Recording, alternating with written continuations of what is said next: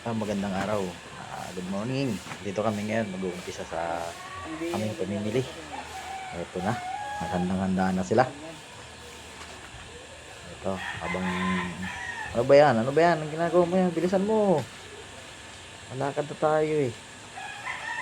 Ayan, ito yung mga kasama ko, kapatid ko at pamangkin ko sila. Handa na kami maglakad. Ito na. Uwi na kami sa aming pupuntahan. Ayan, nag-uusap yung dalawa. Sabi niya, mukhang mapalaban tayo ng buhatan. Malayo ah. Ito, magandang araw. Ito, sa sobrang init. Pero tuloy ang laban. Ito. Ito nga pala sa dito sa Malbug. Yan, going to Maybu. Yan. Malakad na kami. Kasi medyo pa lang nito, mga alas 9 pa lang pero tirik na yung araw. Kita mo naman. Yan, dire-diretso na kami. Grabe, init. Tuloy-tuloy lang. Yan, diba? Kuha pa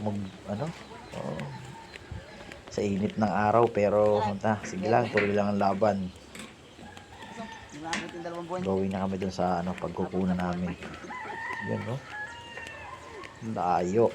Pero sige lang. Para sa ekonomiya. Laban sa init at pagod. Pa-video lang no. Yan, ito na pala ngayon. Nakarating na kami dito sa bibilin. Maganda ng mga baboy. Sige. Okay naman. Ganda. Pero pagod na pagod.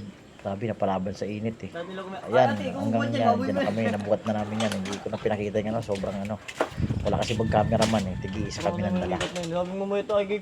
Yan. Nag-i-start na si tanggal yan, lalo kitang nahirapan.